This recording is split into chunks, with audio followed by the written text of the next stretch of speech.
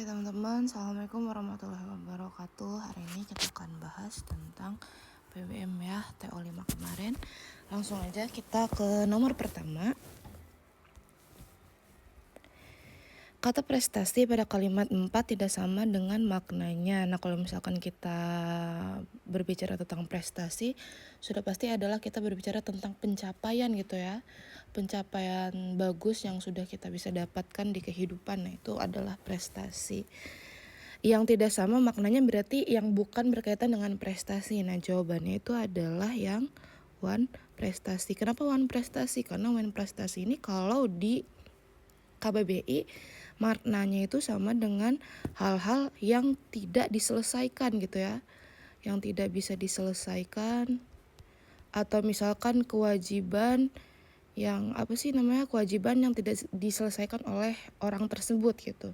Jadi makanya berarti dia tidak sama maknanya dengan prestasi. Kalau prestasi kan itu berarti keberhasilan ya, berarti diselesai dong. Sedangkan kalau one prestasi itu tidak selesai berarti tidak berhasil. Jadi dia berlawanan atau tidak sama maknanya ya. Jadi jawaban yang paling tepat adalah yang E. Kemudian nomor selanjutnya adalah nomor yang 2 ya. Kalimat manakah yang paling tepat sebagai perluasan kalimat 3? Kita lihat dulu di kalimat nomor 3. Dari hasil latihan rutin yang dilakukan, beberapa penyandang disabilitas mendapat kesempatan mengikuti pertandingan-pertandingan. Nah, kalau diluaskan, berarti pembahasan perluasannya adalah tentang pertandingan apa yang bisa diikuti gitu kan. Karena di kalimat nomor 3 ini bahas tentang mengikuti pertandingan-pertandingan. Kemudian perluasannya adalah harusnya menjelaskan tentang pertandingan apa yang bisa diikuti. Maka jawabannya yang paling tepat adalah yang C. Kenapa yang C? Karena yang C ini dijelaskan nih pertandingan baik tingkat daerah, nasional, internasional, dan juga dijelaskan klasifikasinya. Cacat amputasi, tunanetra, dan lain sebagainya. Maka jawaban yang paling tepat adalah yang C ya, untuk nomor 2. Nah, lanjut kita ke nomor 3. Sini menyusun kalimat. Di opsi A sampai E itu kalimat 3 dulu yang pertama. Jadi kita contohkan dulu, berarti kalimat 3 adalah yang pertama ya. Terus selanjutnya adalah, pilihannya adalah kalimat 6, 1, dan 5 ya. Jadi kita milih tuh setelah kalimat nomor 3 pilihannya kalimat 6, 1, dan kalimat 5. Sekarang kita baca dulu di kalimat nomor 3 ini. Kanker serviks atau kanker leher rahim merupakan kanker penyebab kematian tertinggi kedua di Indonesia. Sekarang kita gabungin dengan misalkan kalimat 1 dulu, kalimat 6 dulu deh yang opsi A gitu ya. Kanker serviks atau kanker leher rahim merupakan kanker penyebab kematian tertinggi kedua di Indonesia. Jika sudah terkena kanker akan lebih banyak menggunakan biaya. Nah, ini nggak nyambung. Kenapa? Karena di pembahasan nomor 3 itu tidak bahas biaya, tapi tiba-tiba di kalimat nomor 6 itu langsung bahas tentang biaya atau uang. Jadi tidak bisa kita gabungkan antara kalimat 3 kemudian setelahnya adalah kalimat 6. Sekarang kita coba di opsi yang C ya, kalimat 5 nih. Kita lagi bahas kanker serviks adalah penyebab kematian tertinggi kedua di Indonesia. Tiba-tiba kalimat 5 bahas tentang vaksin HPV, sedangkan di awal di kalimatnya nomor 3 itu belum bahas tentang vaksin HPV gitu ya. Tiba-tiba di kalimat pertama sudah bahas tentang vaksin HPV, apalagi Kemenkes gitu kan ya. Jadi makanya kalimat 3 tidak bisa disandingkan dengan kalimat 5. Maka jawaban yang paling tepat adalah kalimat yang pertama. Tapi di sini masih ada pilihan nih. Apakah setelah kalimat 1 itu kalimat 6 atau kalimat 2 gitu ya. Jadi kita baca dulu nih. Kanker serviks atau kanker leher rahim merupakan kanker penyebab kematian tertinggi kedua di Indonesia. Dilanjut di kalimat pertama, imunisasi merupakan upaya pencegahan yang paling murah. Berarti di sini ada kata-kata murah sedang bahas tentang biaya. Sedangkan kalau misalkan kita langsung masuk ke kalimat 2 nih kayak opsi yang E, di sini bahas HPV gitu. Gak nyambung gitu kan, lagi bahas biaya tiba-tiba bahas HPV. Berarti kita juga harus cari setelah kalimat 1 itu adalah kalimat yang bahas tentang biaya atau tentang masalah keuangan, yaitu adalah kalimat yang nomor 6. Jadi jawabannya sudah pasti adalah yang C ya. Yang B, jawabannya adalah yang B. 3, 1, 6, 5, 2, dan 4. Oke, kita lanjut ke soal nomor 4. Oke, selanjutnya adalah soal nomor 4. Kata sambung yang paling tepat untuk melengkapi kalimat 11 adalah, nah kita baca dulu kalimat 11. Mereka tidak takut dengan masa depan, titik. Hal itu tidak menjadi penghalang untuk mereka. Nah, ini adalah hubungan sebab akibat ya teman-teman. Bisa kita katakan bahwa tidak takut dengan masa depan ini adalah sebabnya. Nah, kemudian tidak menjadi penghalang itu adalah akibatnya. Jadi ketika dia tidak takut dengan masa depan, kemudian nanti akibatnya adalah masa depan itu tidak menjadi penghalang untuk mereka gitu ya. Nah, konjungsi sebab akibat itu adalah sehingga gitu ya. Jadi makanya jawabannya nomor 4 itu adalah yang A, sehingga. Oke, kita lanjut nomor 5. Apa inti isi bacaan tersebut? Kita baca aja di kalimat yang pertama. Salah satu ciri orang sukses, adalah mampu memaksimalkan pikirannya. Untuk menghasilkan ide atau karya. Untuk mampu memaksimalkan pikiran, apa yang harus dilakukan? Yaitu berpikir besar. Jadi intinya adalah kalau mau sukses, maksimalkan pikiran dengan cara bisa berpikir besar. Jadi kalau misalkan kita acuannya itu adalah yang paling tepat jawabannya adalah opsi yang B. Sukses dapat diraih dengan cara berpikir yang besar. Jadi jawabannya udah pasti yang B. Oke, lanjut ya. Kita lanjut soal nomor 6. Berdasarkan pernyataan, dengan berpikir besar, seseorang dapat secara logis menelaah masalah yang ada di masyarakat, mengevaluasi dan mengusulkan solusi yang memungkinkan untuk dilakukan. Dapat diasumsikan bahwa jadi intinya dari pernyataan ini adalah kalau orang itu bisa berpikir besar nih, jadi orang itu bisa secara logis menelaah apa sih masalah yang terjadi gitu ya. Jadi bisa mengetahui masalah, kemudian bisa menyelesaikan, karena mengusulkan solusi itu kan sama aja dengan menyelesaikan gitu ya. Jadi bisa mengusulkan solusi atau bisa menyelesaikan masalah yang tadi sudah diketahui. Jadi kalau misalkan kita melihat dari intinya, berarti jawabannya adalah yang opsi E. Orang yang berpikir besar mampu untuk belajar dan mengamati masalah. Ya, belajar dan mengamati masalah yang ada di masyarakat untuk ditemukan solusinya. Jadi sama dengan makna pernyataan yang ada di soal nomor 6 gitu ya. Oke, lanjut kita ke soal nomor 7. Oke. Soal nomor 7. Kita baca dulu soal nomor 7. Hidup yang slow tetap bisa sukses atau kalimat 8, kalimatnya dihilangkan, kata yang dapat dihilangkan kalimat 8. Justru slow living mengajarkan tentang kesuksesan Anda dan memprioritaskan semua hal yang paling penting bagi Anda. Kata yang harus dihilangkan di kalimat 8 yang rancu adalah kata apa nih? Kata semua. Lah, kenapa kok semua gitu? Jawabannya adalah di sini, prioritas. Prioritas itu kan adalah hal-hal yang penting ya. Jadi kalau hal yang penting itu udah pasti beberapa doang, karena gak semua hal di dunia ini itu adalah hal yang penting gitu ya. Atau gak semua hal di hidup kalian itu adalah hal yang penting. Jadi kalau hal yang penting itu adalah beberapa doang. Nah, beberapa sama semua itu maknanya beda. Kalau semua berarti cangkupannya seluruhnya gitu. Mau penting gak penting ya itu artinya semua. Tapi kalau udah prioritas itu berarti bukan maknanya semua hal, tapi beberapa hal yang penting. Jadi kalimat yang bikin rancu adalah kata semua. Karena kalau prioritas itu artinya adalah sebagian aja, sebagian hal-hal yang penting gitu ya. Jadi makanya yang paling tepat adalah jawabannya yang C. Lanjut kita ke nomor 8. Kalimat yang tidak berkaitan dengan gagasan utama bacaan di atas. Nah, gagasan bacaan di sini kan itu tentang slow living ya, atau hidup dengan sederhana dan santai gitu ya. Slow itu pelan, santai gitu. Nah, kalimat manakah yang tidak sesuai dengan konsep slow living ini? Jawabannya adalah yang nomor 9. Nah, kenapa yang nomor 9? Apa yang salah dengan nomor 9? Kita baca dulu kalimat nomor 9. Menerapkan slow living dalam kehidupan dalam keseharian berarti mencentang semua hal yang harus diselesaikan dalam hari tersebut atau dalam sehari tersebut. Yang bikin rancu, yang bikin tidak berkaitan atau berlawanan dengan konsep slow living itu adalah kalimat harus diselesaikan dalam hari tersebut. Artinya kalau pekerjaan dalam hari tersebut banyak, berarti harus diselesaikan dong. Ya, itu bukan slow living namanya gitu ya, berarti toxic produktivitas gitu. Jadi semua hal sudah diselesaikan dalam satu hari, yaitu berlainan dengan konsep slow living. Dimana kalau slow living kan hidup santai aja gitu, selesai nggak selesai ya udah gitu kan. Jadi santai aja, yang penting teratur gitu. Jadi kalau misalkan harus diselesaikan berarti ya itu harus banget gitu ya. Mau dia sempat gak sempat pokoknya harus gitu. Nah itu berlawanan dengan konsep slow living. Jadi jawabannya adalah kalimat yang nomor 9. Lanjut kita ke soal nomor 9.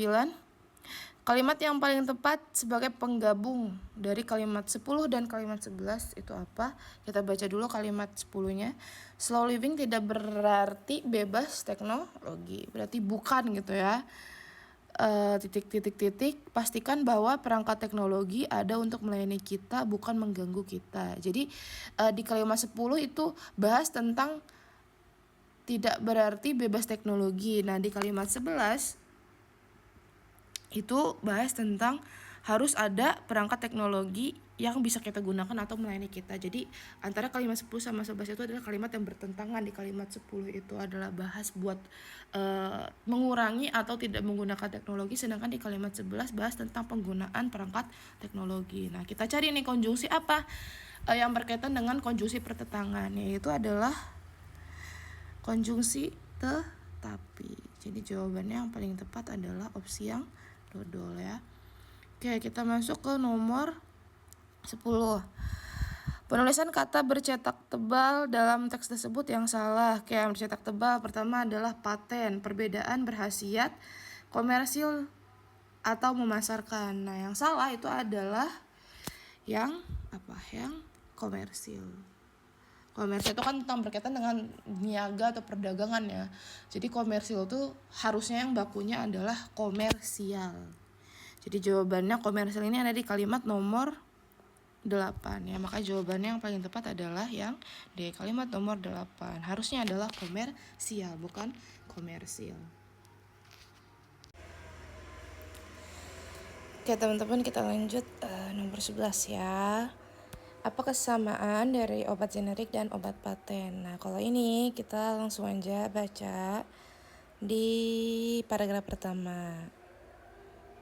Jadi ini membandingkan tentang obat paten sama obat generik ya. Nah, langsung nih di kalimat 6, kita baca di kalimat 6. Sementara itu bahan yang digunakan Sementara itu bahan yang digunakan dan terkandung di dalam obat paten dan obat generik sebenarnya adalah sama. Jadi bahan yang digunakan itu adalah sama. Jadi kalau kita jawab apa kesamaan dari obat generik dan obat paten, sudah pasti adalah kandungan bahannya. Jadi jawaban nomor 11 itu adalah yang nomor 11, jawabannya adalah yang A ya. Oke. Lanjut nomor 12. Frasa hal inilah pada kalimat 12 merujuk pada, kita baca dulu kalimat nomor 12. Hal inilah yang menyebabkan obat tersebut disebut sebagai obat paten. Oke, kita baca kalimat sebelumnya. Ketika hak paten masih berlaku, tidak ada perusahaan farmasi lain yang boleh memproduksi atau memasarkan jenis obat tersebut tanpa izin.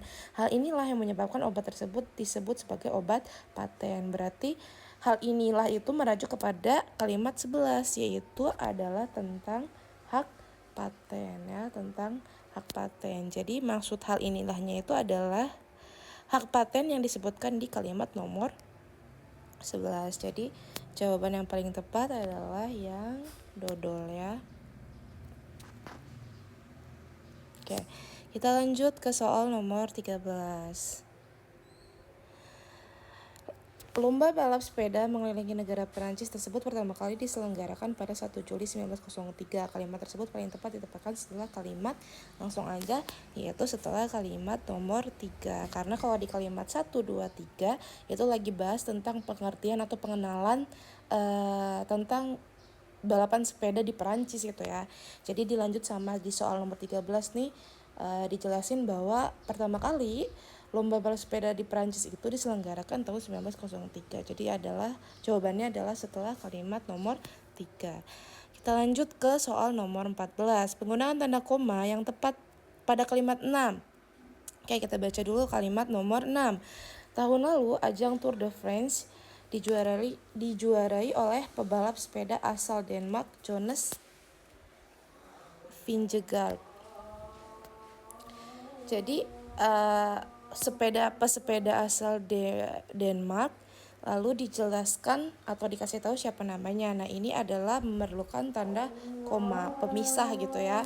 Jadi jangan terobos aja atau jangan digabungin, tapi harus dipisah. Untuk menjelaskan bahwa siapa sih nama pesepeda yang pembalap sepedanya, yaitu si Jonas. Maka jawabannya adalah setelah kata Denmark. Jawabannya adalah yang C ya. Oke, kita lanjut ke soal nomor 15.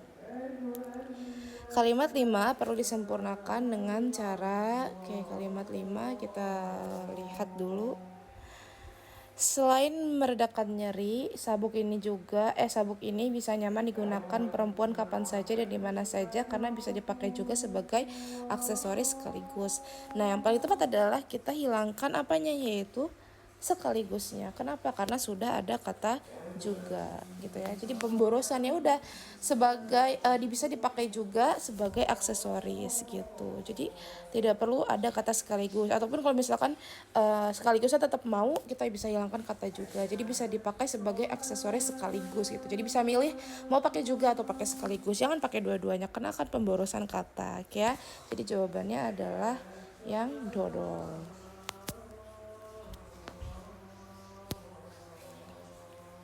Lanjut ke soal nomor 16.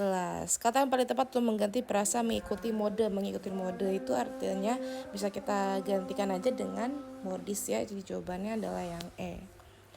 Nomor 17.